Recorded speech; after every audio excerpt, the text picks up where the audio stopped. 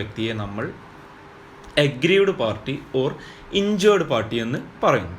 So ഇങ്ങനെയുള്ള ഒരു aggrieved party അല്ലെങ്കിൽ ഇഞ്ചേർഡ് പാർട്ടിക്ക് നമ്മുടെ Indian contract act opposite party default വരുത്തുന്നത് മൂലം ഒരു കോൺട്രാക്റ്റ് ബ്രീച്ച് ആവുന്നത് കൊണ്ട് അതിനെതിരെ കുറച്ച് റെമഡീസ് പ്രൊവൈഡ് ചെയ്യുന്നുണ്ട്.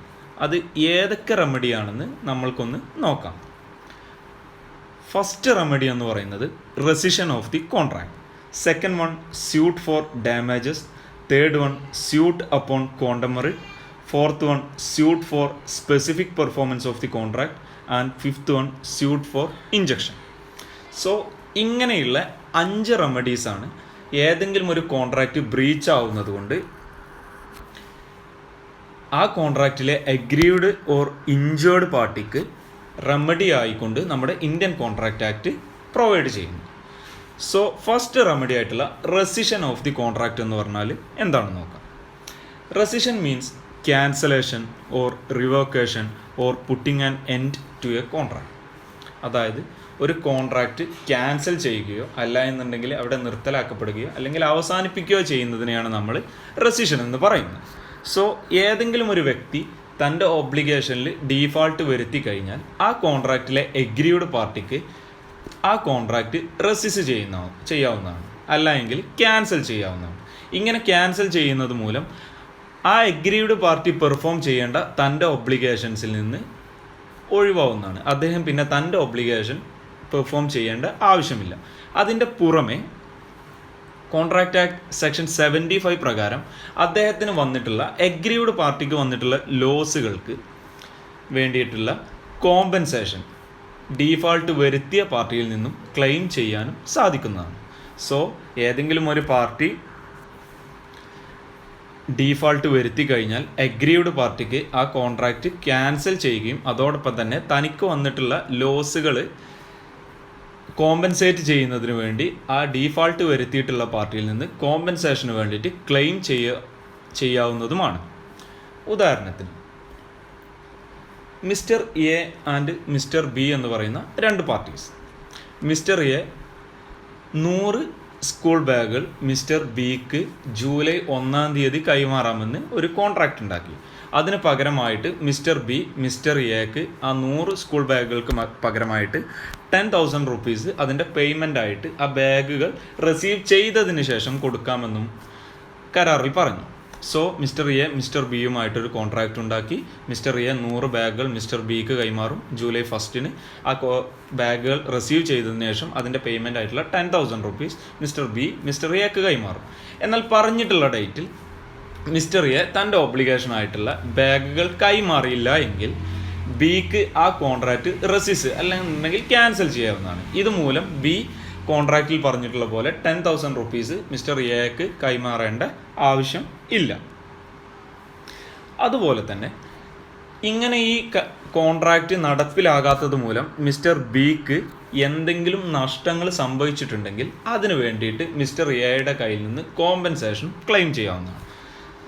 സോ ഏതെങ്കിലും ഒരു പാർട്ടി ഡീഫാൾട്ട് വരുത്തി കഴിഞ്ഞാൽ അഗ്രീവ്ഡ് പാർട്ടിക്ക് ആ കോൺട്രാക്റ്റ് ക്യാൻസൽ ചെയ്യാവുന്നതും അതുപോലെ തന്നെ ഡീഫാൾട്ട് വരുത്തിയിട്ടുള്ള പാർട്ടിയിൽ നിന്ന് കോമ്പൻസേഷന് വേണ്ടിയിട്ട് ക്ലെയിം ചെയ്യാവുന്നതാണ്. സോ ഇതാണ് നമ്മുടെ ഇന്ത്യൻ കോൺട്രാക്റ്റ് ആക്ട് പ്രൊവൈഡ് ചെയ്യുന്ന ഫസ്റ്റ് റെമഡി എന്ന് പറയുന്നത്, rescission of the contract. Second remedy എന്ന് പറയുന്നത് സ്യൂട്ട് ഫോർ ഡാമേജസ് എന്നുള്ളതാണ്. സ്യൂട്ട് ഫോർ ഡാമേജസ് എന്ന് പറഞ്ഞു കഴിഞ്ഞാൽ ഒരു കോൺട്രാക്റ്റ് ബ്രോക്കൺ ആയി കഴിഞ്ഞാൽ ഇഞ്ചേർഡ് പാർട്ടിക്ക് ഡീഫാൾട്ട് വരുത്തിയിട്ടുള്ള പാർട്ടിയിൽ നിന്ന് ഡാമേജസിന് വേണ്ടിയിട്ട് ക്ലെയിം ചെയ്യാവുന്നതാണ്, ഡാമേജസിന് വേണ്ടിയിട്ട് കേസ് കൊടുക്കാവുന്നതാണ്.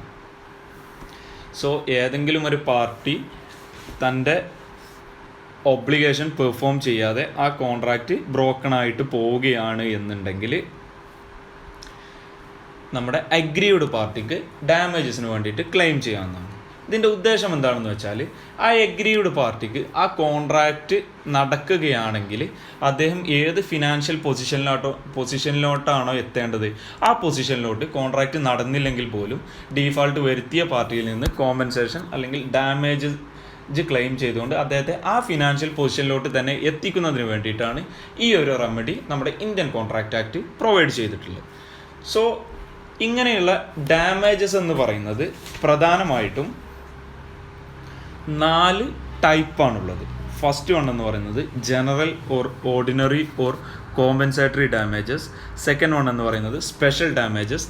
തേർഡ് വൺ എന്ന് പറയുന്നത് exemplary or punitive or vindictive damages. Fourth one എന്ന് പറയുന്നത് നോമിനൽ ഡാമേജസ്. സോ നമ്മുടെ ഇന്ത്യയിൽ ഇങ്ങനെ 4 തരത്തിലുള്ള ഡാമേജുകളാണ് നമ്മൾ കാണപ്പെടുന്നത്. General damages, special damages, exemplary damages and nominal damages. So നമ്മൾക്ക് ഫസ്റ്റ് വൺ ജനറൽ ഡാമേജസ് എന്ന് പറഞ്ഞാൽ എന്താണെന്ന് നോക്കാം. ജനറൽ അല്ലെങ്കിൽ ഓർഡിനറി അല്ലെങ്കിൽ കോമ്പൻസേറ്ററി ഡാമേജ് എന്ന് പറയുന്നത് ഏതെങ്കിലും ഒരു വ്യക്തി ഒരു കോൺട്രാക്റ്റ് ബ്രീച്ച് ചെയ്യുന്നത് മൂലം ഡയറക്റ്റ്ലി റൈസ് ചെയ്തു വരുന്ന ഡാമേജസിനെയാണ് നമ്മൾ ജനറൽ ഡാമേജ് എന്ന് പറയുന്നത്. അല്ല എന്നുണ്ടെങ്കിൽ ഒരു കോൺട്രാക്റ്റ് ബ്രീച്ച് ചെയ്യുന്നത് മൂലം നാച്ചുറലി നോർമലായിട്ട് ഉണ്ടാവുന്ന ഡാമേജസിനെയാണ് നമ്മൾ ജനറൽ ഓർ ഓർഡിനറി ഡാമേജസ് എന്ന് പറയുന്നത്. ഈ ഡാമേജ് എത്രയാണ് എന്ന് നമ്മൾ എങ്ങനെയാണ് കാൽക്കുലേറ്റ് ചെയ്യുന്നത് എന്ന് വെച്ചാൽ, general damages is the difference between the contract price and the market price at the time of breach. ആ ബ്രീച്ച് നടക്കുമ്പോൾ നമ്മൾ കോൺട്രാക്റ്റിൽ പറഞ്ഞിട്ടുള്ള കോൺട്രാക്ട് പ്രൈസും അതുപോലെ മാർക്കറ്റിലുള്ള മാർക്കറ്റ് പ്രൈസും തമ്മിലുള്ള ഡിഫറൻസിനെയാണ് നമ്മൾ ജനറൽ ഡാമേജസ് എന്ന പേരിൽ വിളിക്കാറുള്ളത്. ഉദാഹരണത്തിന് നമ്മൾക്ക് ഒരു ഉദാഹരണം നോക്കാം. 2 parties, mister A and mister B.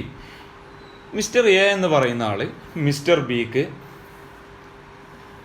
500 school പുസ്തകങ്ങൾ, 500 നോട്ട്ബുക്കുകൾ മിസ്റ്റർ ബിക്ക് കൈമാറാനും മിസ്റ്റർ ബി അതിന് പകരമായിട്ട് 5000 റുപ്പീസ് മിസ്റ്റർ എക്ക് കൈമാറാനും വേണ്ടിയിട്ട് ഒരു കോൺട്രാക്റ്റ് ഉണ്ടാക്കി.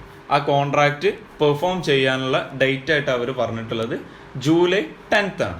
So July 10th mister A mister ബിക്ക് 500 നോട്ട്ബുക്സ് കൈമാറുകയും മിസ്റ്റർ ബി അതിന് പകരമായിട്ട് 5000 രൂപ കൈമാറുകയും ചെയ്യുക എന്നുള്ളതാണ് കോൺട്രാക്റ്റ്. പക്ഷെ പറഞ്ഞിട്ടുള്ള ജൂലൈ 10th ആയപ്പോൾ മിസ്റ്റർ എ തൻ്റെ ഒബ്ലിഗേഷനായിട്ടുള്ള നോട്ട് പുസ്തകങ്ങൾ കൈമാറിയിട്ടില്ല എങ്കിൽ ആ സമയത്ത് അദ്ദേഹം മിസ്റ്റർ എ ആ കോൺട്രാക്റ്റ് ബ്രോക്കൺ ചെയ്തു. പക്ഷെ മിസ്റ്റർ ബി ആ സമയത്ത് മാർക്കറ്റിൽ നിന്നും 500 നോട്ട് പുസ്തകങ്ങൾ ഒരു 6000 റുപ്പീസിന് പർച്ചേസ് ചെയ്യുകയും ചെയ്തു. സോ ഈ ഒരു കേസിലെ ജനറൽ ഡാമേജ് എന്ന് പറയുന്നത് ആ കറൻറ്റ് മാർക്കറ്റ് പ്രൈസ് ആയ 6000 റുപ്പീസിൽ നിന്നും കോൺട്രാക്ട് പ്രൈസ് ആയിട്ടുള്ള 5000 റുപ്പീസ് കുറച്ചതിന് ശേഷമുള്ള 1000 റുപ്പീസ് ആയിരിക്കും ജനറൽ ഡാമേജ് ആയിട്ട് മിസ്റ്റർ എയുടെ കയ്യിൽ നിന്നും മിസ്റ്റർ ബിക്ക് ക്ലെയിം ചെയ്യാൻ സാധിക്കുന്നു. സോ ജനറൽ ഡാമേജ് എന്ന് പറഞ്ഞു കഴിഞ്ഞാൽ or ordinary or compensatory damage എന്ന് പറഞ്ഞു കഴിഞ്ഞാൽ ഒരു കോൺട്രാക്റ്റ് ബ്രോക്കൺ ആവുമ്പോൾ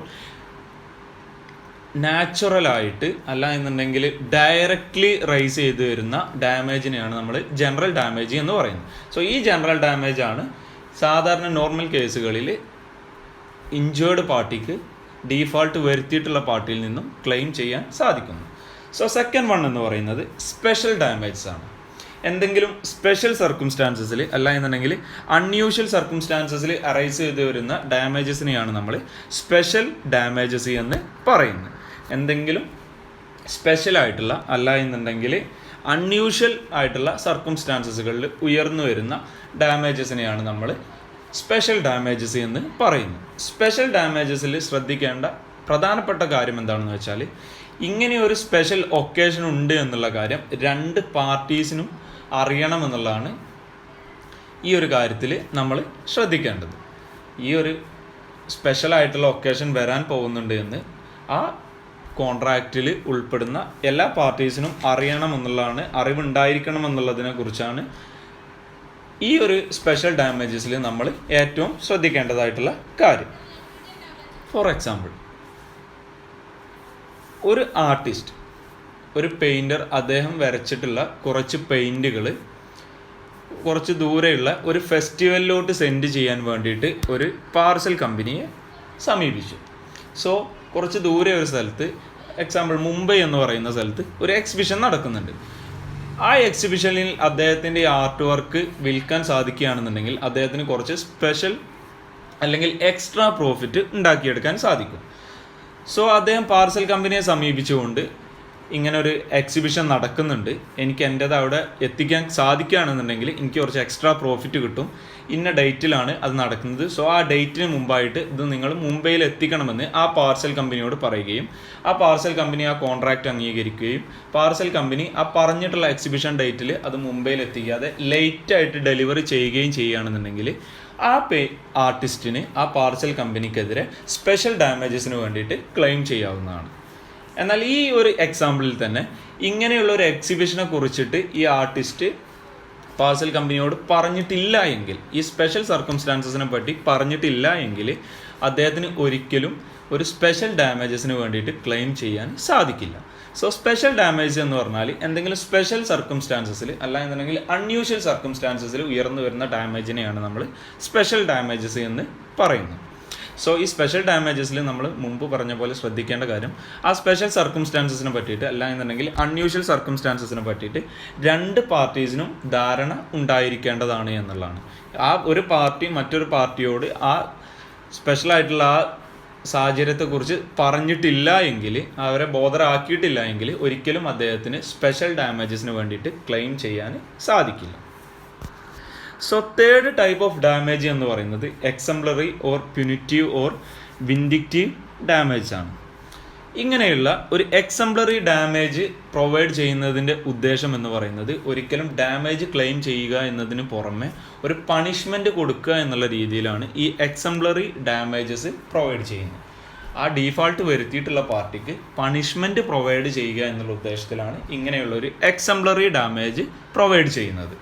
ഇത് നോർമലി ആ അഗ്രിയുടെ പാർട്ടിക്ക് വന്നിട്ടുള്ള അദ്ദേഹത്തിന് വന്നിട്ടുള്ള സഫറിന് അനുസരിച്ചിട്ടായിരിക്കും പല സമയത്തും ഈ ഡാമേജസിൻ്റെ എത്രത്തോളം ഉണ്ട് എന്നുള്ളത് നമ്മൾ കാൽക്കുലേറ്റ് ചെയ്യുക. നോർമലി ഇത് നമ്മുടെ കോൺട്രാക്റ്റ് ആക്ടിൻ്റെ കീഴിൽ വരുന്ന ഒരു ഡാമേജ് അല്ല, മറിച്ച് ഇന്ത്യയിലെ ക്രിമിനൽ ആക്ടിൻ്റെ കീഴിൽ വരുന്ന ഒരു ഡാമേജാണ്. സോ എക്സംപ്ലറി ഡാമേജ് എന്ന് പറയുന്നത് ആ ഡീഫാൾട്ട് വരുത്തിയിട്ടുള്ള പാർട്ടിയെ പണിഷ് ചെയ്യുക എന്നുള്ള ഉദ്ദേശത്തിൽ പ്രൊവൈഡ് ചെയ്യുന്ന ഡാമേജിനെയാണ് നമ്മൾ exemplary or punitive or vindictive damage എന്ന് പറയുന്നത്. ഉദാഹരണത്തിന് breach of contract to marry, വിവാഹ വാഗ്ദാനം നൽകിയിട്ട് ലംഘിക്കുക എന്ന് പറയുന്ന, വിവാഹ വാഗ്ദാനം എന്നുള്ള ഒരു കോൺട്രാക്റ്റ് നൽകിയിട്ട് അത് ലംഘിക്കുക എന്നുള്ള ഒരു ബ്രീച്ച്. ഈ ബ്രീച്ചിൽ ആ ഡാമേജിൻ്റെ എമൗണ്ട് ആ ഇഞ്ചേർഡ് പാർട്ടിയുടെ ഫീലിങ്ങുമായിട്ട് റിലേറ്റഡ് ആയിട്ട് ഉണ്ടാവും. എത്രത്തോളം ഫീലിങ്സ് ഉണ്ട് അതിനുമായിട്ടായിരിക്കും റിലേറ്റഡ് ആയിട്ട് ഉണ്ടാവും. നോർമലി ഇങ്ങനെയുള്ള ഒരു ബ്രീച്ചിൽ നമ്മൾ ഇംപ്രിസ്മെൻറ്റും ഉണ്ടായിരിക്കുന്നതാണ്, ജയിലിലും ആ ഡീഫാൾട്ട് വരുത്തിയിട്ടുള്ള പാർട്ടി പോകേണ്ടതായിട്ടുണ്ട്. So exemplary or punitive or vindictive damage എന്ന് പറഞ്ഞു കഴിഞ്ഞാൽ ഡീഫാൾട്ട് വരുത്തിയിട്ടുള്ള പാർട്ടിയെ പണിഷ് ചെയ്യണം എന്നുള്ള ഉദ്ദേശത്തിൽ നടപ്പാക്കുന്ന ഡാമേജിനെയാണ് നമ്മൾ, അല്ലെങ്കിൽ കൊടുക്കുന്ന ഡാമേജിനെയാണ് നമ്മൾ exemplary or punitive or vindictive damages എന്ന് പറയുന്നത്. So fourth type of damage എന്ന് പറയുന്നത് നോമിനൽ ഡാമേജസ് ആണ്. നോമിനൽ ഡാമേജ് എന്ന് പറഞ്ഞു കഴിഞ്ഞാൽ ഏതെങ്കിലും ഒരു കോൺട്രാക്റ്റ് ബ്രീച്ച് ആവുന്നതിന് മൂലം ഇഞ്ചേർഡ് പാർട്ടിക്ക് ലോസ് ഒന്നും സംഭവിക്കുന്നില്ല എങ്കിൽ അത്തരം സാഹചര്യങ്ങളിൽ ക്ലെയിം ചെയ്യാവുന്ന ഡാമേജസിനെയാണ് നമ്മൾ നോമിനൽ ഡാമേജസ് എന്ന് പറയുന്നത്. ഒരു കോൺട്രാക്റ്റ് ബ്രീച്ച് ആവുന്ന സമയത്ത് ഒരു ടെക്നിക്കൽ വയലേഷൻ മൂലം ബ്രീച്ച് ആവുന്ന സമയത്ത്, അതായത് സബ്സ്റ്റാൻഷ്യൽ ലോസുകളും ഒന്നും ഇഞ്ചേർഡ് പാർട്ടിക്ക് സംഭവിച്ചിട്ടില്ല. സോ ഇത്തരം ഒരു സാഹചര്യത്തിൽ നമ്മൾക്ക് ക്ലെയിം ചെയ്യാവുന്ന ഡാമേജസിനെയാണ് നോമിനൽ ഡാമേജസ് എന്ന് പറയുന്നത്. ഒന്നുകിൽ കോർട്ട് നോമിനൽ ഡാമേജ് അനുവദിക്കും, അല്ല എന്നുണ്ടെങ്കിൽ അവാർഡ് ചെയ്യില്ല. സോ ഈ ഒരു ഡാമേജിൽ നമ്മൾ ശ്രദ്ധിക്കേണ്ടത് ആ ഇഞ്ചേർഡ് പാർട്ടിക്ക് ഒരു സബ്സ്റ്റാൻഷ്യൽ ലോസുകളൊന്നും സഫർ ചെയ്തിട്ടില്ല, പക്ഷേ ഓപ്പോസിറ്റ് പാർട്ടി ബ്രീച്ച് ചെയ്തു എന്നുള്ളത് കൊണ്ട് ക്ലെയിം ചെയ്യാവുന്നതിനെയാണ് നമ്മൾ നോമിനൽ ഡാമേജ് എന്ന് പറയുന്നത്. ഫോർ എക്സാമ്പിൾ, ഒരു വ്യക്തി ഒരു മാർക്കറ്റിൽ നല്ല ഡിമാൻഡുള്ള ഒരു കാറ് വാങ്ങുന്നതിന് വേണ്ടിയിട്ട് ഒരു കാർ ഡീലറുമായിട്ട് ഒരു കോൺട്രാക്റ്റ് ഉണ്ടാക്കി. ഇന്ന ഡേറ്റിൽ ആ നല്ല ഡിമാൻഡുള്ള ഒരു കാറ് വാങ്ങുന്നതിനുമായിട്ട് ഒരു കോൺട്രാക്റ്റ് ഉണ്ടാക്കി. പക്ഷേ അദ്ദേഹത്തിന് ആ പറഞ്ഞ ഡേറ്റിൽ അദ്ദേഹത്തിൻ്റെ കോൺട്രാക്റ്റ് എക്സിക്യൂട്ട് ചെയ്യാൻ സാധിച്ചില്ല. അതായത് അദ്ദേഹത്തിന് ആ കാറ് വാങ്ങിക്കാൻ സാധിച്ചില്ല. പക്ഷേ ആ ദിവസം തന്നെ കാർ ഡീലർ ആ കാറ് മറ്റൊരു വ്യക്തിക്ക് ആ കോൺട്രാക്റ്റിൽ പറഞ്ഞിട്ടുള്ള സെയിം എമൗണ്ടിന് തന്നെ സെയിൽ ചെയ്യുകയും ചെയ്തു. സോ ഇത്തരം ഒരു സാഹചര്യത്തിൽ ആ ഡീലർക്ക് യാതൊരുവിധ നഷ്ടവും സംഭവിച്ചിട്ടില്ല. പക്ഷേ ആദ്യം കാറ് വാങ്ങാമെന്ന് പറഞ്ഞ കോൺട്രാക്റ്റ് ഉണ്ടാക്കിയിട്ടുള്ള ആൾ അദ്ദേഹം കോൺട്രാക്റ്റ് ബ്രീച്ച് ചെയ്യുകയും ചെയ്തിട്ടുണ്ട്. സോ ഇത്തരം ഒരു സാഹചര്യത്തിൽ ആ കാർ ഡീലർക്ക് ആ ബ്രീച്ച് ചെയ്തിട്ടുള്ള ഡീഫാൾട്ടിംഗ് പാർട്ടിക്കെതിരെ നോമിനൽ ഡാമേജസിന് വേണ്ടിയിട്ട് ക്ലെയിം ചെയ്യാവുന്നതാണ്. കോടതി ചിലപ്പോൾ നോമിനൽ ഡാമേജ് അവാർഡ് ചെയ്യും, ചിലപ്പോൾ നോമിനൽ ഡാമേജസ് അവാർഡ് ചെയ്യുകയും ഇല്ല. സോ ഇത്തരം 4 ടൈപ്സ് ഓഫ് ഡാമേജ് ആണ് നോർമലി നമ്മൾ ഇന്ത്യയിൽ കണ്ടുവരുന്നത്. ഏതെങ്കിലും ഒരു കോൺട്രാക്റ്റ് ബ്രീച്ച് ആവുന്നത് മൂലം ഓപ്പോസിറ്റ് പാർട്ടിക്ക് ഉണ്ടായിട്ടുള്ള ലോസ് നികത്തുന്നതിന് വേണ്ടിയിട്ടാണ് ഈ നമുക്ക് ഡാമേജസിന് വേണ്ടിയിട്ട് ക്ലെയിം ചെയ്യാൻ സാധിക്കുന്നത്. സോ ഒരു കോൺട്രാക്റ്റ് ബ്രീച്ച് ആവുന്നത് മൂലം ഇഞ്ചേർഡ് പാർട്ടിക്ക് ക്ലെയിം ചെയ്യാൻ കഴിയുന്ന, അല്ല എന്നുണ്ടെങ്കിൽ ഇഞ്ചേർഡ് പാർട്ടിക്ക് റെമഡി ആയിട്ട് നമ്മുടെ കോൺട്രാക്റ്റ് ആക്ട് പ്രൊവൈഡ് ചെയ്യുന്ന സെക്കൻഡ് ടൈപ്പ് ഓഫ് റെമഡിയാണ് സ്യൂട്ട് ഫോർ ഡാമേജസ് എന്ന് പറയുന്നത്. നെക്സ്റ്റ് ആയിട്ട് ചില കോൺട്രാക്റ്റ് ഉണ്ടാക്കുന്ന സമയത്ത് തന്നെ അതിൽ ഉൾപ്പെട്ടിട്ടുള്ള പാർട്ടീസ് തമ്മിൽ ഒരു ധാരണയിലെത്തും. ആരെങ്കിലും ഈ ഒരു കോൺട്രാക്റ്റ് ഡീഫാൾട്ട് വരുത്തുകയാണെന്നുണ്ടെങ്കിൽ, അല്ല എന്നുണ്ടെങ്കിൽ അവർ കോൺട്രാക്റ്റിലുള്ള ഒബ്ലിഗേഷൻസ് പെർഫോം ചെയ്തില്ല എന്നുണ്ടെങ്കിൽ ഇത്ര പൈസ ഡാമേജസ് ആയിട്ട് പേ ചെയ്യേണ്ടി വരുമെന്ന് ഒരു കോൺട്രാക്റ്റ് ഉണ്ടാക്കുന്ന സമയത്ത് തന്നെ ചില കോൺട്രാക്റ്റുകളിൽ പാർട്ടീസ് തമ്മിൽ ഒരു ധാരണയിലെത്തും. സോ ഇങ്ങനെ ഒരു കോൺട്രാക്റ്റിൽ പറയുന്നതിനെയാണ് നമ്മൾ ഒന്നുകിൽ ലിക്വിഡേറ്റഡ് ഡാമേജസ് എന്നോ അല്ല എന്നുണ്ടെങ്കിൽ പെനാൽറ്റി എന്നോ പറയുന്നു. സോ കോൺട്രാക്റ്റ് ഉണ്ടാക്കുന്ന സമയത്ത് തന്നെ കോൺട്രാക്റ്റിൽ ഡീഫാൾട്ട് വരുത്തുന്ന ആൾ ഇത്ര പൈസ ഓപ്പോസിറ്റ് പാർട്ടിക്ക്, അഗ്രീഡ് പാർട്ടിക്ക് പേ ചെയ്യേണ്ടി വരുമെന്നുള്ളതിനെ കുറിച്ച് ഒരു കോൺട്രാക്റ്റ് ഉണ്ടാക്കുന്നതിനെയാണ് നമ്മൾ നോർമലി ലിക്വിഡേറ്റഡ് ഡാമേജ് എന്നോ പെനാൽറ്റി എന്നോ പറയുന്നത്. സോ ലിക്വിഡേറ്റഡ് ഡാമേജ് എന്ന് പറഞ്ഞു കഴിഞ്ഞാൽ പ്രോബബിൾ ലോസിൻ്റെ ജെന്യുവിൻ ആയിട്ടുള്ള പ്രീ എസ്റ്റിമേറ്റിനെയാണ് നമ്മൾ ലിക്വിഡേറ്റഡ് ഡാമേജ് എന്ന് പറയുന്നത്. ഏതെങ്കിലും ഒരു കോൺട്രാക്റ്റിൽ വരാൻ പോകുന്ന ലോസിൻ്റെ, പ്രോബബിൾ ലോസിൻ്റെ ജെന്യുവിൻ ആയിട്ടുള്ള പ്രീ എസ്റ്റിമേറ്റിനെയാണ് നമ്മൾ ലിക്വിഡേറ്റഡ് ഡാമേജ് എന്ന് പറയുന്നത്. സോ ഒരു കോൺട്രാക്റ്റിൽ ലിക്വിഡേറ്റഡ് ഡാമേജ് ഇൻക്ലൂഡ് ചെയ്തിട്ടുണ്ട് എന്ന് പറയുകയാണെന്നുണ്ടെങ്കിൽ ആ കോൺട്രാക്റ്റിൽ 2 പാർട്ടീസും, ഏതെങ്കിലും ഒരു പാർട്ടിക്ക് ആ കോൺട്രാക്റ്റ് ബ്രീച്ച് ആവുന്നത് മൂലം വരാവുന്ന പ്രോബബിൾ ലോസ് ആദ്യമേ ജെന്യുവിനായിട്ട് പ്രീ എസ്റ്റിമേറ്റ് ചെയ്തുകൊണ്ട്, സത്യസന്ധമായിട്ട് പ്രീ എസ്റ്റിമേറ്റ് ചെയ്തുകൊണ്ട് ഒരു ഡാമേജസിന് വേണ്ടിയിട്ട് ഒരു ലിക്വിഡേറ്റഡ് ഡാമേജിൻ്റെ എമൗണ്ട് സെറ്റ് ചെയ്യും. അതിൽ ഏതെങ്കിലും ഒരു പാർട്ടി ആ കോൺട്രാക്റ്റ് ബ്രീച്ച് ചെയ്യുകയാണ് എന്നുണ്ടെങ്കിൽ ആ ലിക്വിഡേറ്റഡ് ഡാമേജസ് അഗ്രീഡ് പാർട്ടിക്ക് പ്രൊവൈഡ് ചെയ്യേണ്ടി വരും. സോ ഇതിനെയാണ് നമ്മൾ ലിക്വിഡേറ്റഡ് ഡാമേജസ് എന്ന് പറയുന്നത്. ഈ ലിക്വിഡേറ്റഡ് ഡാമേജിൻ്റെ പ്രധാനമായിട്ടുള്ള ഒബ്ജക്റ്റീവ്സ് എന്തൊക്കെയാണെന്ന് വെച്ചാൽ, first one, to avoid uncertainties of the amount of damages and to avoid expenses of proving damages in the court. First one എന്ന് പറഞ്ഞാൽ ഡാമേജസിൻ്റെ എമൗണ്ടിന്മേലുള്ള അൺസർട്ടനിറ്റീസ് ഒഴിവാക്കുക. നോർമലി ലിക്വിഡേറ്റഡ് ഡാമേജ് ഒന്നും ഇല്ല എങ്കിൽ നമ്മൾ ആ ബ്രീച്ച് സംഭവിച്ചതിന് ശേഷമായിരിക്കും നമ്മൾ ഡാമേജ് കാൽക്കുലേറ്റ് ചെയ്യുക. സോ അങ്ങനെയുള്ള അൺസർട്ടനിറ്റീസ് ഒഴിവാക്കുക എന്നുള്ളതാണ് ഫസ്റ്റ് ഒബ്ജക്റ്റീവായിട്ട് വരുന്നത്. സെക്കൻഡ് ഒബ്ജക്റ്റീവ് എന്ന് പറയുന്നത്, ലിക്വിഡേറ്റഡ് ഡാമേജ് ഇല്ല എങ്കിൽ നോർമൽ കോൺട്രാക്റ്റിൽ ബ്രീച്ച് സംഭവിച്ചു കഴിഞ്ഞാൽ കോർട്ടിൽ ഡാമേജസ് ഇത്രത്തോളം ഉണ്ട് എന്ന് നമ്മൾ പ്രൂവ് ചെയ്യേണ്ടി വരും. അതിന് നമ്മൾക്കൊരു കോസ്റ്റ് ആവശ്യമായിട്ട് വരും. സോ ഇങ്ങനെയുള്ള ഒരു എക്സ്ട്രാ കോസ്റ്റ് അവോയ്ഡ് ചെയ്യുക എന്നുള്ളതുമാണ് ലിക്വിഡേറ്റഡ് ഡാമേജസിൻ്റെ സെക്കൻഡ് ഒബ്ജക്റ്റീവായിട്ട് വരുന്നത്. സോ ലിക്വിഡേറ്റഡ് ഡാമേജ് എന്ന് പറയുന്നത് പ്രോബബിൾ ലോസിൻ്റെ ജെന്യുവിൻ ആയിട്ടുള്ള പ്രീ എസ്റ്റിമേറ്റിനെയാണ് നമ്മൾ ലിക്വിഡേറ്റഡ് ഡാമേജസ് എന്ന് പറയുന്നത്. സെക്കൻഡ് വൺ എന്ന് പറയുന്നത് പെനാൽറ്റിയാണ്. പെനാൽറ്റി എന്ന് പറഞ്ഞു കഴിഞ്ഞാൽ ഒരിക്കലും ഒരു ജെന്യുവിൻ ആയിട്ടുള്ള പ്രീ എസ്റ്റിമേറ്റ് ഒന്നുമല്ല. അതിൽ പാർട്ടിസിപ്പേറ്റ് ചെയ്യുന്ന പാർട്ടീസ് ഒരിക്കലും കോൺട്രാക്റ്റിന് ബ്രീച്ച് വരുത്താതിരിക്കാൻ വേണ്ടിയിട്ട് ഒരു സംഖ്യ ആ കോൺട്രാക്റ്റിൽ പാർട്ടിസിപ്പേറ്റ് ചെയ്യുന്ന പാർട്ടീസ് തമ്മിൽ ഫിക്സ് ചെയ്യുന്നതിനാണ് പെനാൽറ്റി എന്ന് പറയുന്നത്. ഒരു പണിഷ്മെൻറ്റ് എന്നുള്ള തരത്തിലാണ് നമ്മൾ പെനാൽറ്റി കീപ്പ് ചെയ്യുന്നത്. ഒരിക്കലും അത് വരാൻ പോകുന്ന നഷ്ടത്തിൻ്റെ ഒരു എസ്റ്റിമേറ്റ് ചെയ്തിട്ടുള്ള ഒരു എമൗണ്ട് അല്ല. അതിന് പകരമായിട്ട് ഒരു പെനാൽറ്റി വെക്കുന്നത് എന്തിനാണെന്ന് വെച്ചാൽ അതിൽ പാർട്ടിസിപ്പേറ്റ് ചെയ്യുന്ന പാർട്ടീസ് ഒരിക്കലും ആ കോൺട്രാക്റ്റിൽ നിന്ന് പിന്മാറാൻ പാടില്ല, അല്ലെങ്കിൽ അവരുടെ ഒബ്ലിഗേഷൻസ് പെർഫോം ചെയ്യാതിരിക്കരുത് എന്നുള്ളതിന് വേണ്ടിയിട്ടാണ് ഒരു പെനാൽറ്റി സെറ്റ് ചെയ്യുന്നത്. നോർമലി അത് ലിക്വിഡേറ്റഡ് ഡാമേജസിനേക്കാളും അല്ല എന്നുണ്ടെങ്കിൽ നോർമൽ വരുന്ന ഡാമേജസിനേക്കാളുമൊക്കെ ഒരു ഹൈ എമൗണ്ട് ആയിരിക്കും. ആ ഒരു ഹൈ എമൗണ്ട് പ്രൊവൈഡ് ചെയ്യാൻ വേണ്ടിയിട്ട് ചെയ്യാതിരിക്കാൻ വേണ്ടിയിട്ട് അവരുടെ പെർഫോം ചെയ്യും, അല്ലെങ്കിൽ അവരുടെ ഒബ്ലിഗേഷൻസ് അവർ പെർഫോം ചെയ്യുമെന്ന് ഉറപ്പ് വരുത്തുന്നതിന് വേണ്ടിയിട്ടാണ് പെനാൽറ്റി എന്ന് പറയുന്നത് പ്രൊവൈഡ് ചെയ്യുന്നത് ഒരു കോൺട്രാക്റ്റ്. നോർമലി നമ്മുടെ ഇന്ത്യൻ ഇന്ത്യയിലോട്ട് വരുമ്പോൾ ഈ ലിക്വിഡേറ്റഡ് ഡാമേജസും പെനാൽറ്റിയും ഒരു ഇൻ്റർ കണക്റ്റഡ് ആയിട്ടുള്ള വേർഡ്സ് ആയിട്ടാണ് യൂസ് ചെയ്യുന്നത്. രണ്ടും തമ്മിൽ വലിയ ഡിഫറൻസ് ഒന്നും പറയുന്നില്ല. പക്ഷേ ഇന്ത്യയുടെ പ്രത്യേകത എന്ന് വെച്ചാൽ എല്ലാ സമയത്തും ആക്ച്വൽ ലോസ് എത്രയാണോ സംഭവിച്ചത് ആ ലോസ് മാത്രമേ കോർട്ടിൽ നിന്നും പ്രൊവൈഡ് ചെയ്യുകയുള്ളൂ. ആക്ച്വലായിട്ട് സംഭവിച്ചിട്ടുള്ള ഡാമേജസിൻ്റെ എമൗണ്ട് മാത്രമേ പ്രൊവൈഡ് ചെയ്യുകയുള്ളൂ. ഒരിക്കലും ഹൈ എമൗണ്ട് കോർട്ട് പ്രൊവൈഡ് ചെയ്യില്ല. ഇനി ഇംഗ്ലീഷ് ലോയിലോട്ട് പോവുകയാണെന്നുണ്ടെങ്കിൽ ഇംഗ്ലീഷ് ലോയിൽ ലിക്വിഡേറ്റഡ് ഡാമേജസ് മാത്രമേ അനുവദനീയമുള്ളൂ. പെനാൽറ്റി എന്ന് പറയുന്നത് ഒരു കോൺട്രാക്റ്റിൽ ഇൻക്ലൂഡ് ചെയ്യുക എന്ന് പറയുന്നത് പ്രൊഹിബിറ്റഡ് ആണ്. ലിക്വിഡേറ്റഡ് ഡാമേജ് മാത്രമേ ഇംഗ്ലീഷ് ലോയിൽ അനുവദനീയമായിട്ട് ഉള്ളൂ. നെക്സ്റ്റ് ആയിട്ട് നമുക്ക് ഈ ലിക്വിഡേറ്റഡ് ഡാമേജസും പെനാൽറ്റീസും തമ്മിലുള്ള മേജർ ഡിഫറൻസുകൾ എന്തൊക്കെയാണെന്ന് നോക്കാം. ഫസ്റ്റ് വൺ എന്ന് പറയുന്നത് liquidated damages are the fair and genuine pre estimate of probable damages while penalty is not an estimate of damages. Liquidated damage എന്ന് പറയുന്നത് പ്രോബബിൾ ലോസിൻ്റെ ജെന്യുവിൻ ആയിട്ടുള്ള ഒരു പ്രീ എസ്റ്റിമേറ്റിനെയാണ് നമ്മൾ ലിക്വിഡേറ്റഡ് ഡാമേജ് എന്ന് പറയുന്നത്. പക്ഷെ പെനാൽറ്റി എന്ന് പറയുന്നത് ഒരിക്കലും ഡാമേജസിൻ്റെ എസ്റ്റിമേറ്റ് അല്ല. ഒരു ഹൈ എമൗണ്ട് അല്ലെങ്കിൽ കോൺട്രാക്റ്റിൽ പാർട്ടിസിപ്പേറ്റ് ചെയ്യുന്ന പാർട്ടീസ് ഫിക്സ് ചെയ്യുന്നതിനാണ് പെനാൽറ്റി എന്ന് പറയുന്നത്.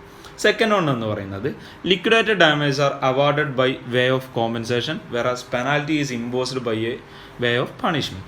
ലിക്വിഡേറ്റഡ് ഡാമേജസ് കോമ്പൻസേഷൻ എന്നുള്ള ഒരു കാര്യത്തിന് വേണ്ടിയിട്ടാണ് നമ്മൾ ഇമ്പോസ് ചെയ്യുന്നത്. പക്ഷേ പെനാൽറ്റി എന്ന് പറയുന്നത് കോൺട്രാക്റ്റ് ബ്രീച്ച് ചെയ്താലുള്ള പണിഷ്മെൻറ്റ് എന്നുള്ള തരത്തിലാണ് ഇമ്പോസ് ചെയ്യുന്നത്.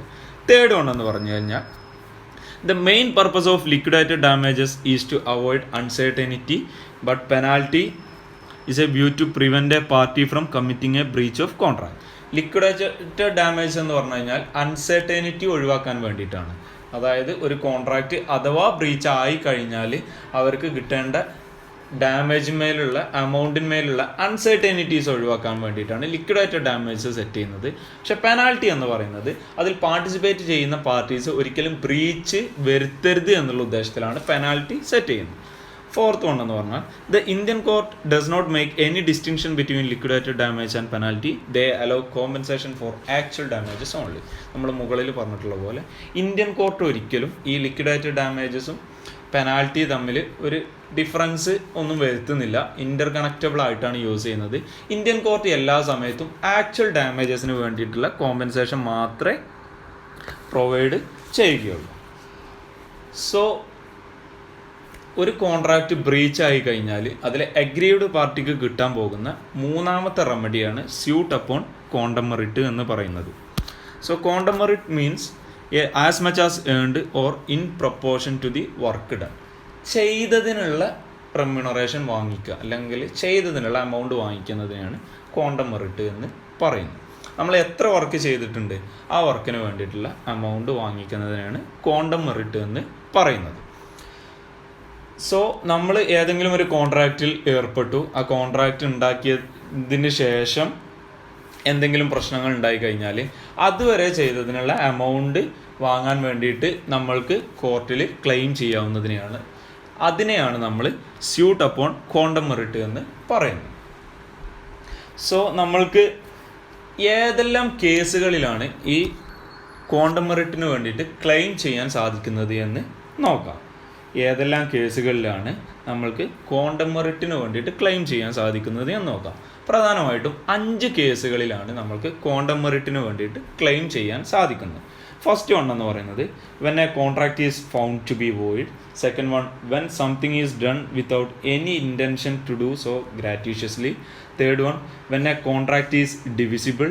Fourth one when one party abandons or refuses to perform the contract. And fifth one when an indivisible contract is performed badly. So ഇങ്ങനെയുള്ള 5 കേസുകളിലാണ് നമ്മൾക്ക് നോർമലായിട്ട് ക്വാണ്ടം മെറിറ്റിന് വേണ്ടിയിട്ട് ക്ലെയിം ചെയ്യാൻ സാധിക്കുന്നത്. സോ ക്വാണ്ടം മെറിറ്റിന് വേണ്ടിയിട്ട് ക്ലെയിം ചെയ്യാൻ സാധിക്കുന്ന ഫസ്റ്റ് കേസ് എന്ന് പറയുന്നത് when a contract is found to be void. Indian contract ആക്ടിൻ്റെ സെക്ഷൻ 65 പ്രകാരം എന്തെങ്കിലും ടെക്നിക്കൽ റീസൺ മൂലം ഒരു കോൺട്രാക്റ്റ് അൺഎൻഫോഴ്സബിൾ ആയി മാറുകയാണ് എന്നുണ്ടെങ്കിൽ അതിൽ വർക്ക് ചെയ്തിട്ടുള്ള വ്യക്തിക്ക് അദ്ദേഹം ചെയ്ത വർക്കിനുള്ള റെമ്യൂണറേഷൻ അല്ല എന്നുണ്ടെങ്കിൽ എമൗണ്ടിന് വേണ്ടിയിട്ട് ക്ലെയിം ചെയ്യാൻ സാധിക്കാവുന്നു. എന്തെങ്കിലും ടെക്നിക്കൽ റീസൺ മൂലം കോൺട്രാക്റ്റ് ഉണ്ടാക്കി അതിൽ പറഞ്ഞിട്ടുള്ള പാർട്ടീസിൻ്റെ ഒബ്ലിഗേഷൻസ് പെർഫോം ചെയ്ത് തുടങ്ങുകയും അതിനുശേഷം എന്തെങ്കിലും ടെക്നിക്കൽ റീസൺ മൂലം ആ കോൺട്രാക്റ്റ് അൺഎൻഫോഴ്സബിൾ ആയിട്ട് മാറുകയാണ് എന്നുണ്ടെങ്കിൽ അതിൽ ഏത് പാർട്ടിക്കാണോ ബെനിഫിറ്റ് കിട്ടിയിട്ടുള്ളത് ആ പാർട്ടിയിൽ നിന്ന് മറ്റേ അഗ്രീവ്ഡ് പാർട്ടിക്ക് താൻ ചെയ്ത വർക്കിനുള്ള എമൗണ്ടിന് വേണ്ടിയിട്ട് ക്ലെയിം ചെയ്യാവുന്നതാണ്. ഫോർ എക്സാമ്പിൾ, ജോൺ എന്ന് പറയുന്ന ഒരാളെ ഒരു കമ്പനിയിൽ ഒരു ഡയറക്ടർ ആ കമ്പനിയുടെ മാനേജിങ് ഡയറക്ടറായിട്ട് ഒരു റിട്ടേൺ അപ്പോയിൻമെൻറ്റ് ലെറ്റർ മൂലം ജോണിനെ ആ കമ്പനിയുടെ മാനേജിങ് ഡയറക്ടറായിട്ട് അപ്പോയിൻറ്റ് ചെയ്തു. ജോൺ എന്ന് പറയുന്നയാളെ ഒരു കമ്പനിയിൽ ആ കമ്പനിയുടെ ഡയറക്ടർ ഒരു റിട്ടേൺ അപ്പോയിൻമെൻറ്റ് ലെറ്റർ മൂലം അപ്പോയിൻറ്റ് ചെയ്തു. സോ ജോണിനെ അപ്പോയിൻറ്റ് ചെയ്തു. ജോണ് തൻ്റെ മാനേജിങ് ഡയറക്ടർ എന്ന പൊസിഷനിൽ ഇരുന്നുകൊണ്ട് തൻ്റെ വർക്ക് സ്റ്റാർട്ട് ചെയ്യുകയും ചെയ്തു.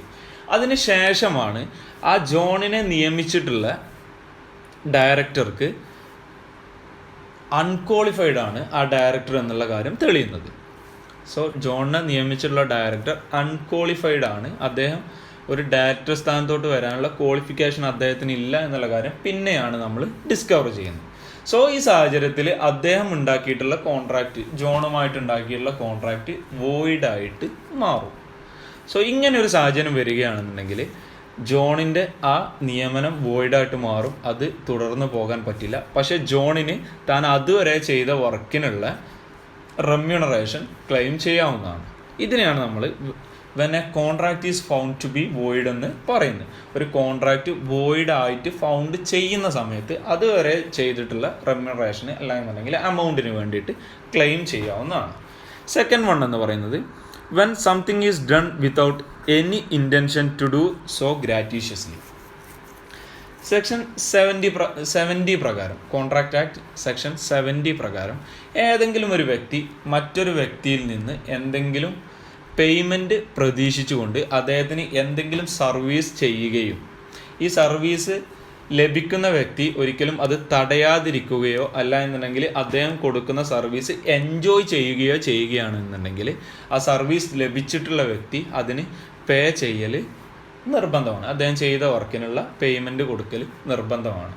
സോ അദ്ദേഹം അങ്ങനെ പേയ്മെൻറ്റ് കൊടുക്കുന്നില്ല എന്നുണ്ടെങ്കിൽ ഈ സ്യൂട്ട് അപ്പോൺ ക്വാണ്ടം മെറിറ്റ് എന്നുള്ളതിൻ്റെ പേരിൽ അദ്ദേഹത്തിൻ്റെ റെമ്യൂണറേഷന് വേണ്ടിയിട്ട് പേയ്മെൻറ്റിന് വേണ്ടിയിട്ട് കോടതിയിൽ ക്ലെയിം ചെയ്യാവുന്നതാണ്.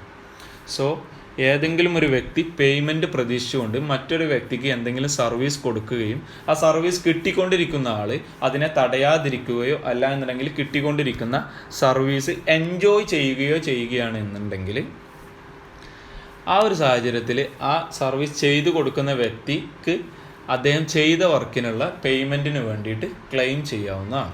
ഫോർ എക്സാമ്പിൾ, ഒരാൾ മറ്റൊരാളുടെ കാറ് ക്ലീൻ ചെയ്യുകയാണ്. അദ്ദേഹത്തിൽ നിന്ന് എന്തെങ്കിലും പേയ്മെൻറ്റ് കിട്ടുമെന്നുള്ള പ്രതീക്ഷയിൽ മറ്റൊരാളുടെ കാറ് ക്ലീൻ ചെയ്യുകയും ഇത് കാണുന്ന മറ്റൊരാൾ അതിനെ തടയാതിരിക്കുകയും ചെയ്യുകയാണ് എന്നുണ്ടെങ്കിൽ ആ കാർ ക്ലീൻ ചെയ്തതിന് ശേഷം അദ്ദേഹത്തിന് അതിന് വേണ്ടിയിട്ടുള്ള പേയ്മെൻറ്റിന് വേണ്ടിയിട്ട് ക്ലെയിം ചെയ്യാവുന്നതാണ്. മറ്റേ ആൾ ഞാൻ അദ്ദേഹത്തോട് ക്ലീൻ ചെയ്യാൻ പറഞ്ഞിട്ടില്ല എന്ന് പറഞ്ഞാലും യാതൊരുവിധ ഉപകാരവും പ്രയോജനവും ഉണ്ടാകാൻ പോകുന്നില്ല. അദ്ദേഹം ആ സർവീസ് എൻജോയ് ചെയ്തിട്ടുണ്ട് എങ്കിൽ അദ്ദേഹം, അല്ലെങ്കിൽ അതിനെ തടഞ്ഞിട്ടില്ല എങ്കിൽ അദ്ദേഹം അതിന് വേണ്ടിയിട്ട് പേയ്മെൻറ്റ് നടത്തേണ്ടതാണ്. സോ ഇതാണ് നമ്മുടെ സ്യൂട്ട് അപ്പോൺ ക്വാണ്ടം മെറിറ്റിൽ വരുന്ന രണ്ടാമത്തെ കേസ് എന്ന് പറയുന്നത്. മൂന്നാമത്തെ കേസ് എന്ന് പറയുന്നത് when A contract is divisible. ഒരു കോൺട്രാക്റ്റിൽ പാർട്ട്ലി പെർഫോം ചെയ്തതിന് ശേഷം, കുറച്ച് പെർഫോം ചെയ്തതിന് ശേഷം ഒരു വ്യക്തി ഡീഫാൾട്ട് വരുത്തുകയാണെങ്കിൽ അദ്ദേഹത്തിന് അദ്ദേഹം അതുവരെ ചെയ്തിട്ടുള്ള വർക്കിനുള്ള എമൗണ്ടിന് വേണ്ടിയിട്ട് ക്ലെയിം ചെയ്യാൻ സാധിക്കുന്നതാണ്. ഒരാൾ പാർട്ടായിട്ട് ഒരു കോൺട്രാക്റ്റ് ഉണ്ടാക്കി. ആ കോൺട്രാക്റ്റിൽ പറഞ്ഞിട്ടുള്ള മുഴുവൻ കാര്യങ്ങളും ചെയ്തിട്ടില്ല, കുറച്ച് കാര്യങ്ങൾ മാത്രമേ ചെയ്തിട്ടുള്ളൂ എങ്കിൽ പോലും അദ്ദേഹത്തിന് അതുവരെ ചെയ്തിട്ടുള്ള കാര്യങ്ങൾക്ക് വേണ്ടിയിട്ടുള്ള എമൗണ്ടിന് വേണ്ടിയിട്ട് ക്ലെയിം ചെയ്യാവുന്നതാണ്. For example, 2 parties, John and Joby. സോ ജോൺ ജോബിക്ക് വുഡൻ ചെയർ 100 വുഡൻ ചെയറിൻ്റെ 3 ഇൻസ്റ്റാൾമെൻറ്റ് ജോബിക്ക് കൊടുക്കുകയും ആ 3 ഇൻസ്റ്റാൾമെൻറ്റും ജോബിക്ക് കിട്ടിയതിന് ശേഷം ജോബി അതിന് പകരമായിട്ട് ആ 3 ഇൻസ്റ്റാൾമെൻറ്റ്സിന് പകരമായിട്ട് 10,000 റുപ്പീസ് പേയ്മെൻറ്റ് നടത്തുകയും ചെയ്യുമെന്ന് ജോണും ജോബി എന്ന് പറയുന്ന 2 പാർട്ടീസ് തമ്മിൽ ഒരു കോൺട്രാക്റ്റ് ഉണ്ടാക്കി.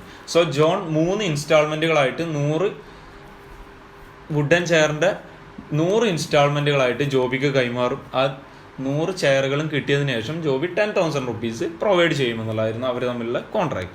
ജോണ് 2 ഇൻസ്റ്റാൾമെൻറ്റ് നടത്തിയതിന് ശേഷം അവരിൽ ജോണ് ഡീഫാൾട്ട് വരുത്തുകയും ചെയ്തു. 2 ഇൻസ്റ്റാൾമെൻറ്റ് നടത്തിയതിന് ശേഷമാണ് അവിടെ ഡീഫാൾട്ട് സംഭവിച്ചത്, അല്ലെങ്കിൽ ബ്രീച്ച് സംഭവിച്ചത്. സോ ഈ സമയത്ത് ജോണിന് അദ്ദേഹം നടത്തിയിട്ടുള്ള 2 ഇൻസ്റ്റാൾമെൻറ്റിന് വേണ്ടിയിട്ടുള്ള എമൗണ്ടിന് പേയ്മെൻറ്റിന് വേണ്ടിയിട്ട് ക്ലെയിം ചെയ്യാൻ സാധിക്കുന്നതാണ്. അദ്ദേഹം ചെയ്തിട്ടുള്ള വർക്കിന് വേണ്ടിയിട്ടുള്ള എമൗണ്ടിന് വേണ്ടിയിട്ട് അദ്ദേഹത്തിന് ക്ലെയിം ചെയ്യാൻ സാധിക്കുന്നതാണ്. ഇതാണ് 3ാമത്തെ കേസായിട്ട് വരുന്നത്. 4ാമത്തെ കേസ് എന്ന് പറയുന്നത് when one party abandons or refuses to perform the contract. When one party abandons or refuses to perform the contract.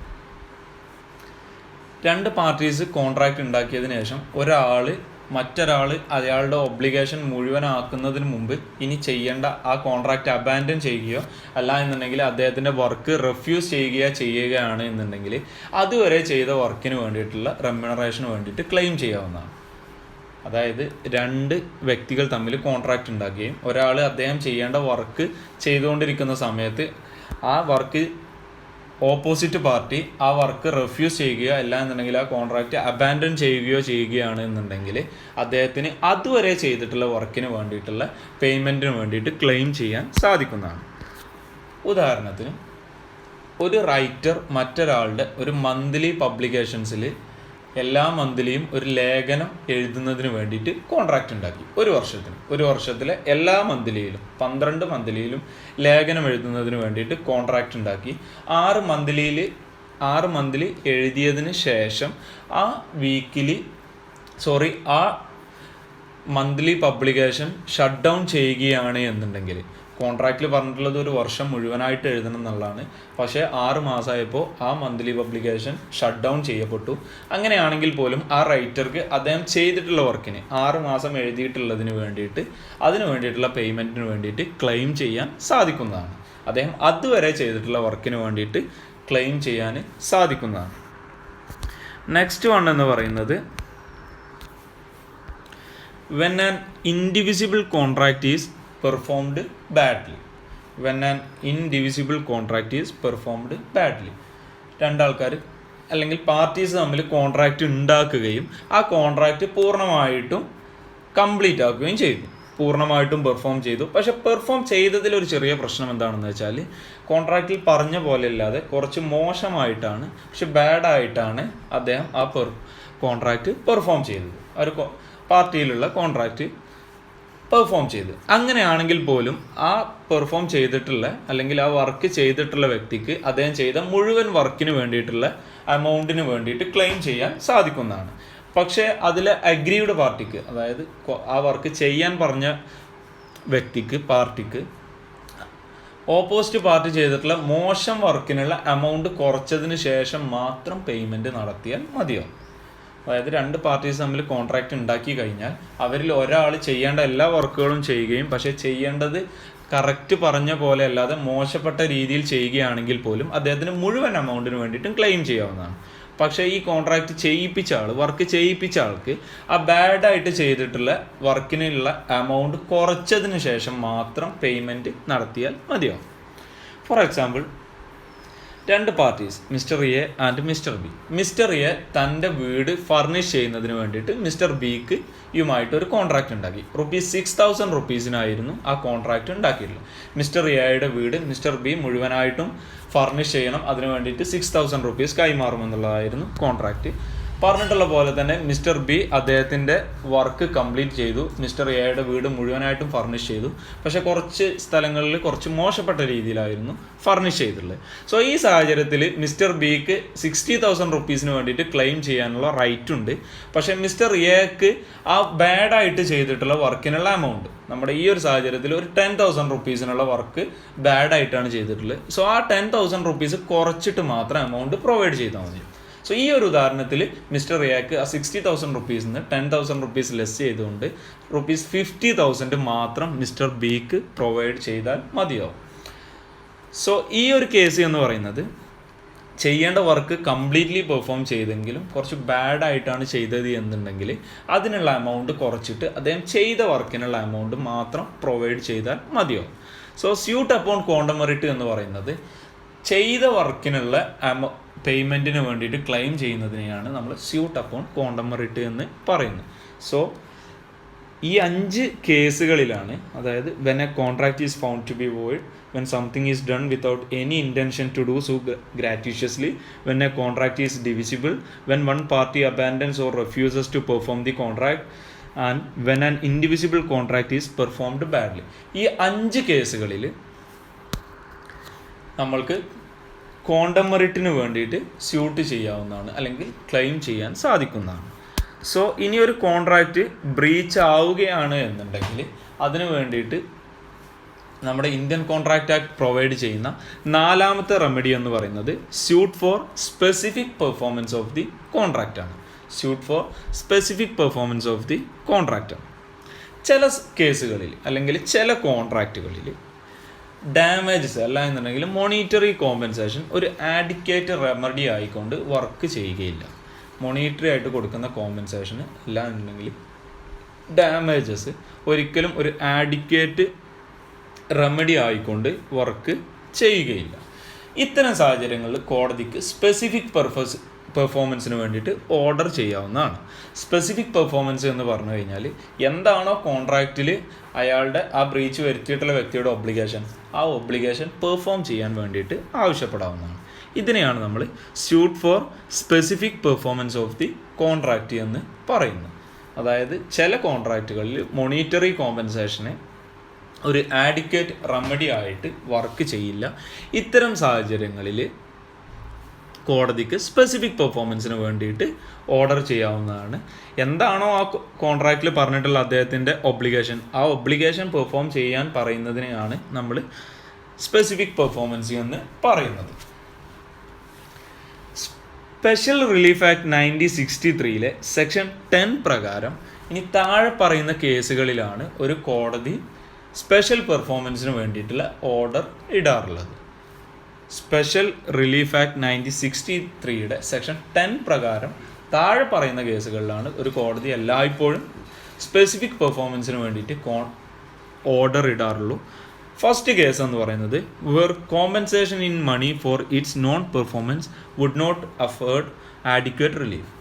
ഒരു മോണിറ്ററി കോമ്പൻസേഷൻ ഒരു ആഡിക്വേറ്റ് റിലീഫായിട്ട് അഫോർഡ് ചെയ്യാൻ കഴിയില്ല എന്നുള്ള സാഹചര്യങ്ങളിൽ കോടതി സ്പെഷ്യൽ പെർഫോമൻസിന് വേണ്ടിയിട്ട് ഓർഡർ ചെയ്യാവുന്നതാണ്.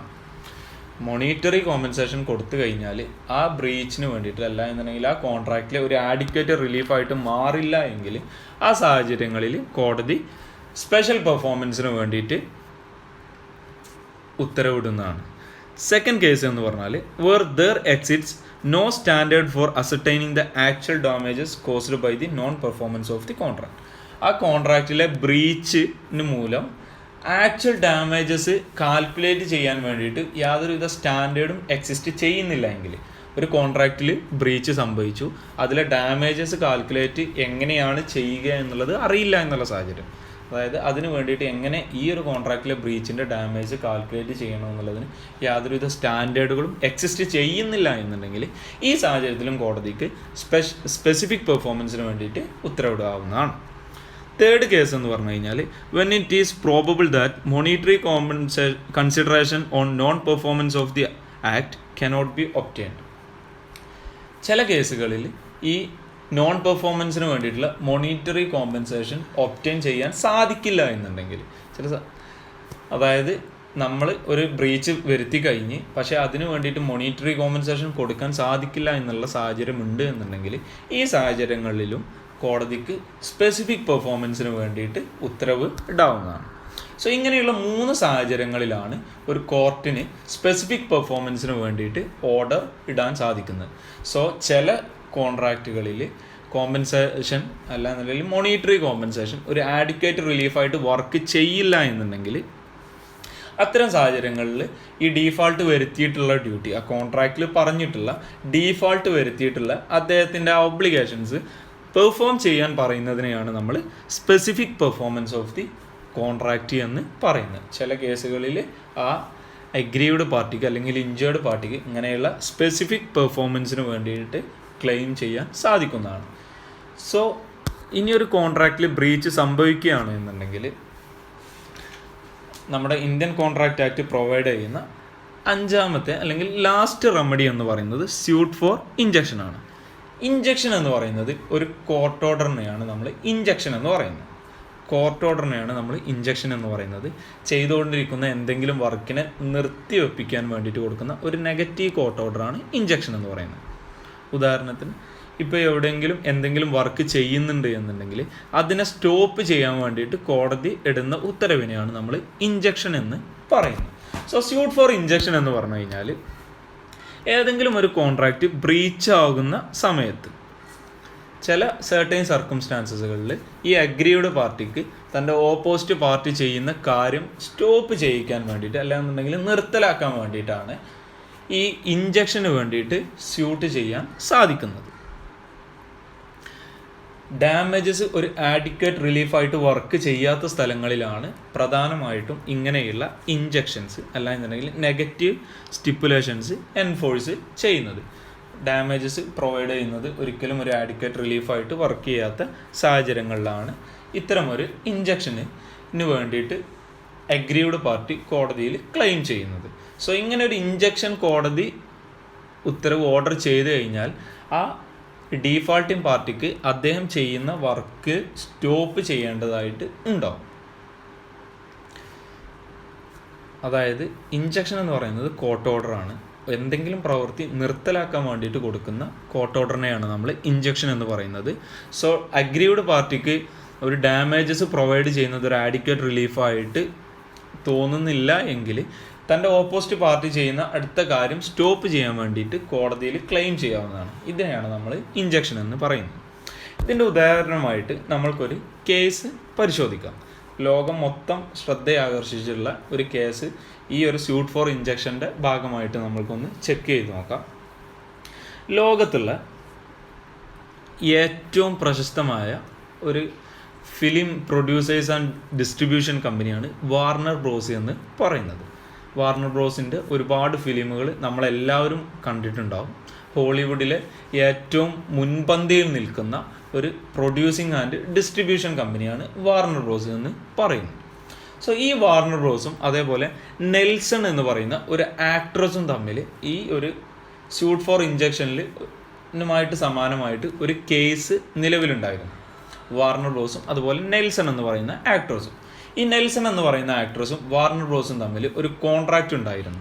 1 വർഷം മുഴുവൻ നെൽസൺ ഈ വാർണർ ബ്രോസിൻ്റെ ഫിലിമുകളിലും മാത്രമേ അഭിനയിക്കൂ എന്നുള്ളതായിരുന്നു അവർ തമ്മിലുള്ള കോൺട്രാക്റ്റ്. ആ ഒരു കോൺട്രാക്റ്റ് ഉണ്ടാക്കിയിട്ടുള്ള വർഷത്തിൽ നെൽസൺ എന്ന് പറയുന്ന ആക്ട്രസ് വാർണർ ബ്രോസിന് വേണ്ടി മാത്രമേ ആക്ട് ചെയ്യുകയുള്ളൂ എന്നുള്ളതായിരുന്നു കോൺട്രാക്റ്റ്. പക്ഷേ ഈ കോൺട്രാക്റ്റ് ലംഘിച്ചുകൊണ്ട് നെൽസൺ മറ്റൊരു പ്രൊഡ്യൂസറുടെ ഫിലിമിൽ അഭിനയിക്കാൻ തയ്യാറാവുകയും ഇതറിഞ്ഞ വാർണർ ബ്രോസ് കോടതിയിൽ ഒരു ഇഞ്ചക്ഷന് വേണ്ടിയിട്ട് ക്ലെയിം ചെയ്യുകയും കോർട്ട് ഇഞ്ചക്ഷൻ ഓർഡർ പ്രൊവൈഡ് ചെയ്യുകയും ചെയ്തു.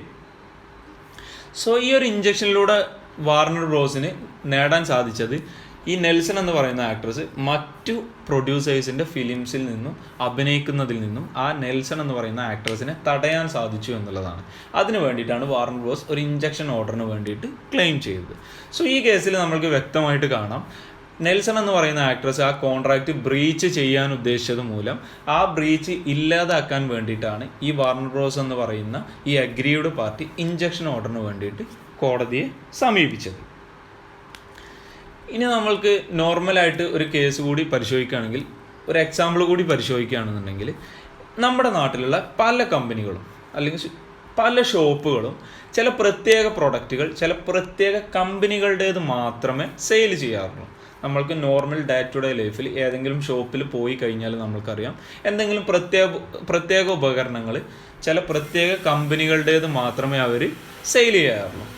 ഇപ്പോൾ നമ്മളെ കൂൾ ഡ്രിങ്ക്സിൻ്റെ കേസുകളിൽ നോക്കുകയാണെങ്കിൽ നമ്മുടെ പെപ്സിക്കോയുടെ പ്രൊഡക്റ്റുകളായ പെപ്സി, 7up, മിറിൻഡ ഇതുപോലുള്ള പ്രൊഡക്റ്റുകൾ സെയിൽ ചെയ്യുന്ന ഒട്ടുമിക്ക സ്ഥാപനങ്ങളും കൊക്കക്കോളകളോ മറ്റോ ആ സ്ഥാപനങ്ങളിൽ വിൽക്കാറില്ല. അതിൻ്റെ പ്രധാന കാരണം എന്താണെന്ന് വെച്ചാൽ ഇങ്ങനെയുള്ള ഒരു കോൺട്രാക്റ്റ് ഉണ്ടാക്കുന്ന സമയത്ത് ഈ കമ്പനികൾ ഈ ഷോപ്പുകളുമായിട്ട് ഒരു കോൺട്രാക്റ്റ് ഉണ്ടാക്കിയിട്ടുണ്ടാവും. ഈ വർഷം ഞങ്ങളുടെ പ്രൊഡക്റ്റ് മാത്രമേ വിൽക്കാൻ പാടുള്ളൂ എന്ന് പറഞ്ഞിട്ട് ഏതെങ്കിലും ഒരു പ്രത്യേക കമ്പനി ഷോപ്പുകളുമായിട്ട് കോൺട്രാക്റ്റ് ഉണ്ടാക്കിയിട്ടുണ്ടാവും. ഈ വർഷം ഞങ്ങളുടേത് മാത്രമേ സെയിൽ ചെയ്യാൻ പാടുള്ളൂ എന്ന് പറഞ്ഞിട്ട്. സോ അവർക്ക് ആ വർഷം ആ കോൺട്രാക്റ്റ് ഉണ്ടാക്കിയിട്ടുള്ള കമ്പനികളുടെ പ്രൊഡക്റ്റ് മാത്രമേ സെയിൽ ചെയ്യാൻ സാധിക്കുകയുള്ളൂ. അവരത് മറികടന്നുകൊണ്ട് മറ്റൊരു കമ്പനിയുടെ പ്രൊഡക്റ്റ് സെയിൽ ചെയ്യാൻ ശ്രമിക്കുകയാണെന്നുണ്ടെങ്കിൽ കമ്പനിക്ക് ഇവർക്കെതിരെ ഇഞ്ചക്ഷൻ ഓർഡറിന് വേണ്ടിയിട്ട് ക്ലെയിം ചെയ്യാവുന്നതാണ്. അങ്ങനെ ഒരു ഇഞ്ചക്ഷൻ ഓർഡർ കിട്ടുകയാണെന്നുണ്ടെങ്കിൽ ആ കമ്പനിക്ക് ആ ഷോപ്പിന് പിന്നെ മറ്റ് കമ്പനികളുടെ പ്രൊഡക്റ്റുകൾ സെയിൽ ചെയ്യാൻ സാധിക്കില്ല. ഇതിനെയാണ് നമ്മൾ ഇഞ്ചക്ഷൻ ഓർഡർ എന്ന് പറയുന്നത്. സോ ഇത്തരം സാഹചര്യങ്ങളിൽ തങ്ങളുടെ ഓപ്പോസിറ്റ് പാർട്ടി എന്തെങ്കിലും ഡീഫാൾട്ട് വരുത്താൻ പോവുകയാണെന്നുണ്ടെങ്കിൽ അതിനെ തടയാൻ വേണ്ടിയിട്ടാണ് നോർമലി അഗ്രീഡ് പാർട്ടീസ് ഇഞ്ചക്ഷൻ ഓർഡറിന് വേണ്ടിയിട്ട് ക്ലെയിം ചെയ്യാറ്. സോ ഇങ്ങനെയുള്ള 5 റെമഡീസാണ് ഒരു കോൺട്രാക്റ്റ് ബ്രീച്ച് ആകുന്ന സമയത്ത് നമ്മുടെ അഗ്രീഡ് പാർട്ടിക്ക് ഇന്ത്യൻ കോൺട്രാക്റ്റ് ആക്ട് പ്രൊവൈഡ് ചെയ്തു കൊടുക്കുന്നത്. ഫസ്റ്റ് വൺ എന്ന് പറയുന്നത് rescission of the contract, and second one എന്ന് പറയുന്നത് suit for damages, and third one suit upon quantum meruit, and fourth one suit for specific performance of the contract, and fifth one suit for injunction. So breach of the contract എന്ന് പറയുന്നത് കോൺട്രാക്റ്റിൽ participate ചെയ്യുന്ന പാർട്ടീസിൽ ഏതെങ്കിലും ഒരു party തൻ്റെ obligations perform ചെയ്യുന്നില്ല എന്നുണ്ടെങ്കിൽ അത്തരം ഒരു കോൺട്രാക്റ്റിനെയാണ് നമ്മൾ ബ്രീച്ച് ഓഫ് കോൺട്രാക്റ്റ് എന്ന് പറയുന്നത്. സോ ഒരു കോൺട്രാക്റ്റ് ബ്രീച്ച് ആവുന്നതിലൂടെ ആ കോൺട്രാക്റ്റ് ഡിസ്ചാർജഡ് ആയിട്ട് പോവുകയും ഒരു പാർട്ടിക്ക് എന്തെങ്കിലും ഡാമേജസ് അല്ല എന്നുണ്ടെങ്കിൽ ലോസ് സംഭവിക്കുകയും ചെയ്യും. ഇങ്ങനെ ലോസ് സംഭവിക്കുന്ന പാർട്ടിയാണ് നമ്മൾ aggrieved party or injured party എന്ന് പറയുന്നത്. സോ ഇങ്ങനെയുള്ള ഒരു ഇഞ്ചേർഡ് പാർട്ടിക്ക് നമ്മുടെ ഇന്ത്യൻ കോൺട്രാക്റ്റ് ആക്ട് 5 റെമഡീസാണ് പ്രൊവൈഡ് ചെയ്യുന്നത്. Rescission of the contract, suit for damages, suit upon quantum meruit, suit for specific performance of the contract, and last one suit for injection.